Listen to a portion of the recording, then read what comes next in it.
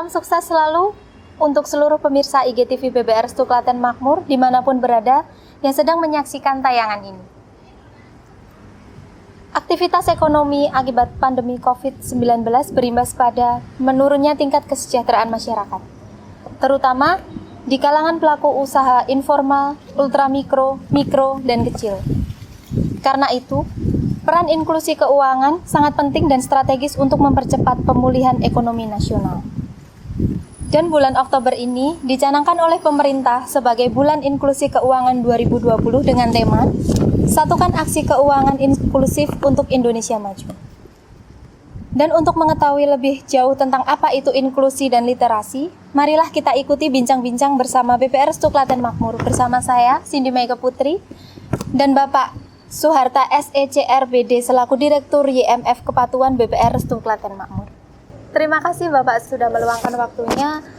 Di bincang-bincang kali ini saya akan menanyakan beberapa poin mengenai literasi dan inklusi keuangan. Langsung saja mungkin yang pertama, apakah sih Pak pengertian dari Bulan Inklusi Keuangan atau BIK itu?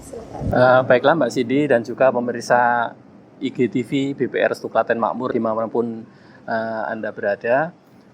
Jadi Bulan Inklusi Keuangan itu merupakan kegiatan yang dilaksanakan oleh Otoritas Jasa Keuangan, kementerian dan lembaga terkait bersama dengan lembaga jasa keuangan yang tujuannya adalah untuk meningkatkan pemahaman terhadap produk-produk jasa keuangan. Dan di bulan Oktober 2020 ini ambil tema Satukan Keuangan Inklusif untuk Indonesia Maju.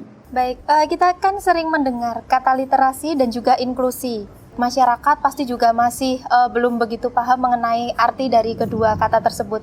Sebenarnya apa sih Pak arti dari istilah-istilah ini Pak? Ya, Mbak Cindy, jadi literasi kalau kita artikan secara lebih mudahnya, untuk secara gampangnya adalah memahami. Sedangkan inklusi adalah ketika seseorang itu mulai menggunakan ataupun memanfaatkan produk tersebut. Oh, jadi seperti itu. Lalu untuk tujuan dari bulan inklusi sendiri itu apa ya Pak ya?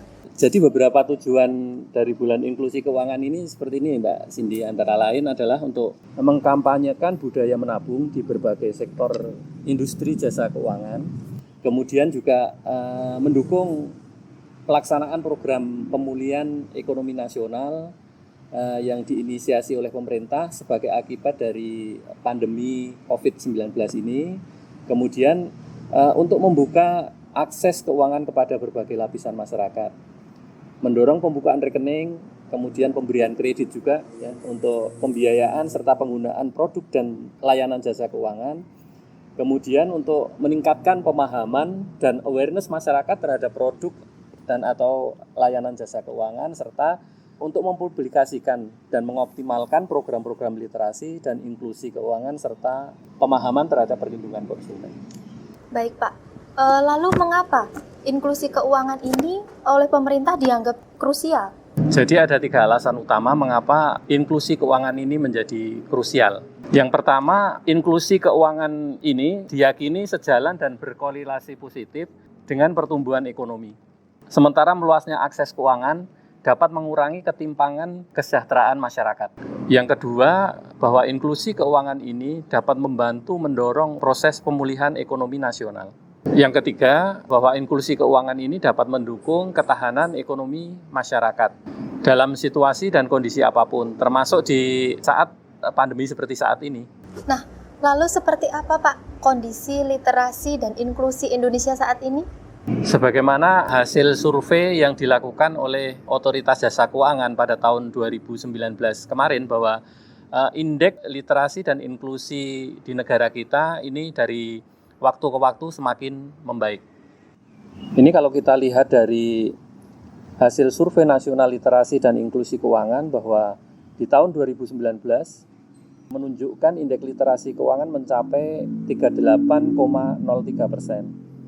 Dan indeks inklusi keuangan 76,19%. Angka tersebut meningkat dibandingkan dari hasil survei tahun 2016, yang mana pada saat itu indeks literasi keuangan sebesar 29,7% dan indeks inklusi keuangan 67,8%. Namun tingkat inklusi keuangan belum merata, Sebab akses keuangan di wilayah perkotaan sebesar 83,6% masih lebih tinggi daripada di wilayah pedesaan yang sebesar 68,5%. Pemirsa IGTV BPRS Tuklaten Makmur, demikian bincang-bincang kita kali ini. Semoga dengan pemaparan yang singkat ini dapat lebih memberikan pemahaman kita tentang apa itu literasi dan inklusi keuangan, sehingga kita akan lebih meningkatkan kemampuan dalam mengelola keuangan.